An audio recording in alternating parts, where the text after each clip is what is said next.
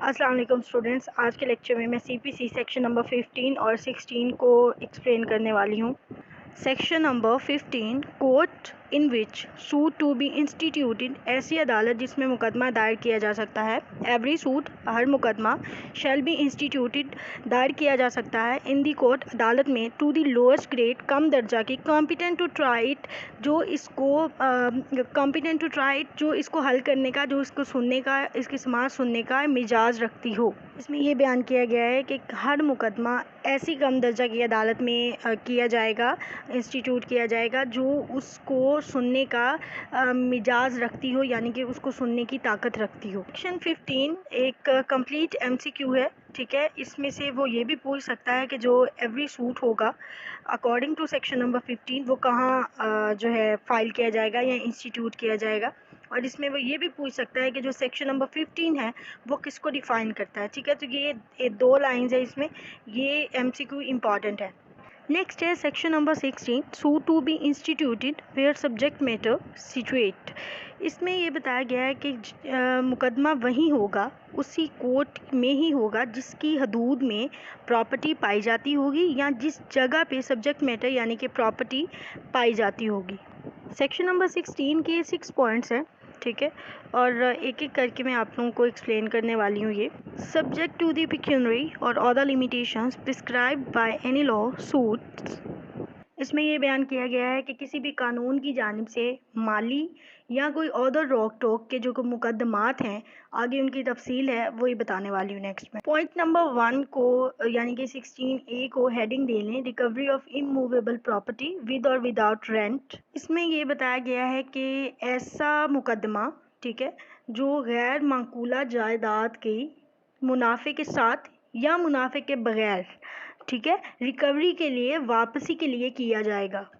For the recovery of immovable property with और without rent और profit, the suit shall be instituted in the court within the local limits of whose jurisdiction the property is situated। 16A में ये बयान किया गया है कि किसी भी इमूवेबल प्रॉपर्टी को बाजियाब करवाने के लिए, चाहे वो प्रॉफिट के साथ हो या वो प्रॉफिट के बिना हो, जो भी शख्स मुकदमा दायर करेगा वो उसी अदालत में करेगा जिसकी हदूद में या जिसकी दायरा समात में वो प्रॉपर्टी जो है पाई जाती होगी या वो प्रॉपर्टी आती होगी। इसकी एक सादा सी मिसाल ये है कि एक प्रॉपर्टी है, ठीक है, कोई प्रॉपर्टी है, वो पाई जाती है लाहौर में, ठीक है, और वो उसी लाहौर की अदालत की जुरिस्डिक्शन के अंडर आती है। जो उसका मालिक है वो रहता है इस्लामाबाद। अब वो क्या करेगा, वो इस्लामाबाद की किसी अदालत में जाके केस नहीं फाइल कर सकता, ठीक है, ना ही वो लाहौर में किसी दूसरी अदालत में जाके केस फाइल कर सकता। उसने पता करना है कि मेरी जो ये प्रॉपर्टी है ये कौन सी अदालत के अंडर आती है, किस अदालत की जुरिस्डिक्शन के अंदर आती है, ठीक है। जब उसे ये पता चलेगा तो वो उस अदालत में जाके केस फाइल करेगा, वरना उसका केस जो है ना वो कोई दूसरी अदालत सुन सकती है ना ही वो लग सकता है, ठीक है। तो कोई भी केस जो इमूवेबल प्रॉपर्टी के अगेंस्ट होगा या उसके मुतालिक होगा, हमने वहीं फ़ाइल करना है जिस अदालत की हदूद में वो उसका दायरा समात आता होगा। 16B for the partition of immovable property, यानी कि इमूवेबल प्रॉपर्टी के बंटवारे के लिए, किसी की प्रॉपर्टी है कहीं लाहौर में पाई जाती है या इस्लामाबाद में है, ठीक है, तो वो उसका जो सूट है वो वहीं फ़ाइल करेगा उसके बंटवारे के लिए जहाँ उसकी हदूद बनती होगी, ठीक है। अदालत की, जिस अदालत की हदूद में वो आती होगी उसी अदालत में जाके वो पार्टीशन का सूट फाइल करेगा। नेक्स्ट है 16C suit for foreclosure, sale, redemption in the case of mortgage of or charge upon immovable property. The suit shall be instituted in the court within the local limits of whose jurisdiction the property is situated, or where the cause of action has wholly or partially arisen। 16C में रहन की सूरत में तीन बातें बयान की गई हैं प्रॉपर्टी के हवाले से। सबसे पहला है फोरक्लोजर यानी कि पेशबंदी प्रॉपर्टी की, सेल यानी कि प्रॉपर्टी को बेचना, और रिडम्पशन रिहाई किसकी, प्रॉपर्टी की, ठीक है। तो उन्होंने ये बताया है कि इन तीन सिचुएशन में सूट कहाँ फाइल होगा। ये जो है इस पे एमसीक्यू बन सकता है, आ भी सकता है। सबसे पहले तो इसमें ना तीन बातें आती हैं, ठीक है, तीन तरीके से हम लोग इसमें सूट फाइल कर सकते हैं।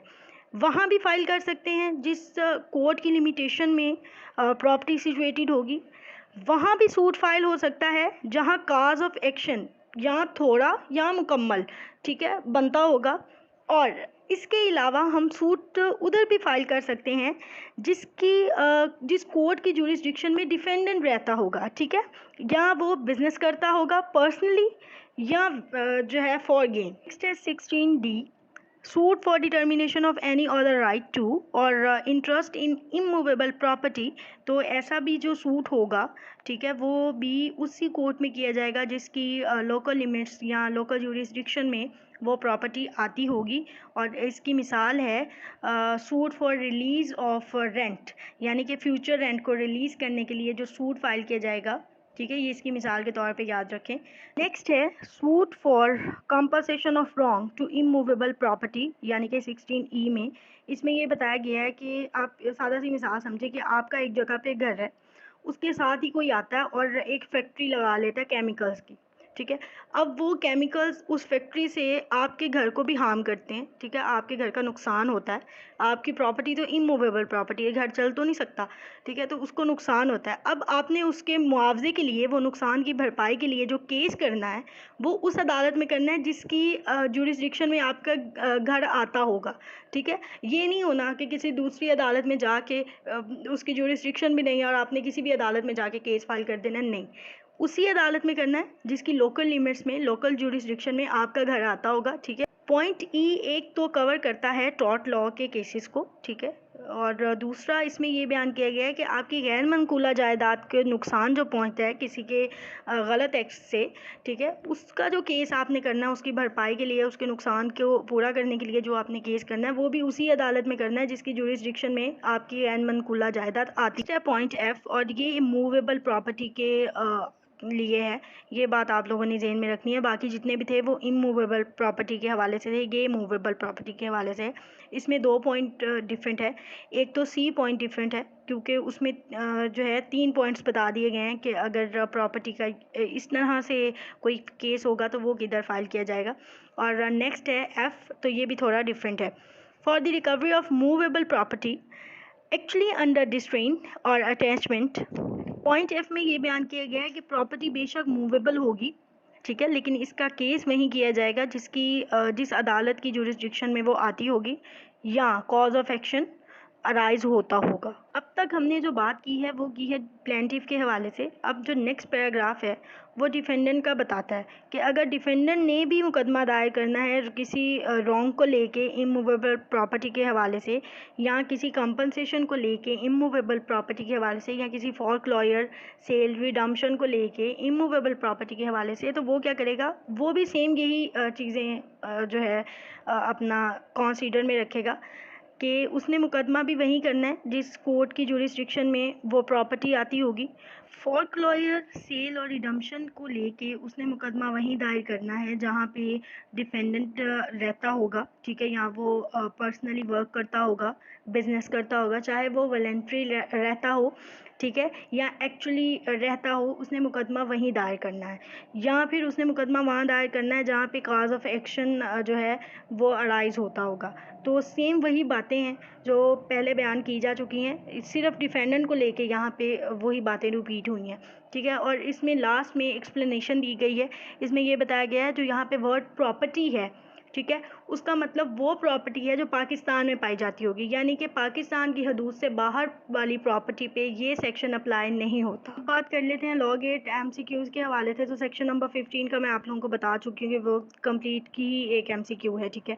और नेक्स्ट सेक्शन नंबर 16 जो है वो भी, उसमें से भी MCQs आते हैं और मोस्ट इम्पॉर्टेंट है उसमें सी, ठीक है, पॉइंट सी, उसको लेके वो क्योंकि वो थोड़ा कंफ्यूजिंग है तो उसमें से MCQ आ सकता है। अगली बात जो वो ये पूछ लेता है, वो ये पूछ सकता है कि ऐसी कोर्ट जो कॉम्पिटेंट नहीं है जुरिस्डिक्शन के लिए और वो जुरिस्डिक्शन दे देती है तो उसकी जुरिस्डिक्शन क्या होगी, वॉइड होगी, वॉइडेबल होगी, या फिर कॉम्पिटेंट होगी। तो ऐसी कोर्ट जो जुरिस्डिक्शन नहीं रखती और वो जुरिस्डिक्शन दे देती है, डिग्री पास कर देती है, तो उसकी जो डिग्री होती है या जुरिस्डिक्शन होती है वो वॉइड होती है, ठीक है, वो बाइंडिंग नहीं होती, नहीं उसका कोई बाइंडिंग इफ़ेक्ट होता है और ना ही वो पार्टीज़ के राइट्स को एक्सप्लेन करती है या बयान करती है। ऐसी डिग्री जो इनकॉम्पिटेंट कोर्ट देती है। ठीक है, ये था जी आज का हमारा लेक्चर लॉ गेट के हवाले से सेक्शन नंबर 15 पे और 16 पे। उम्मीद करती हूँ आप लोगों को समझ आई होगी।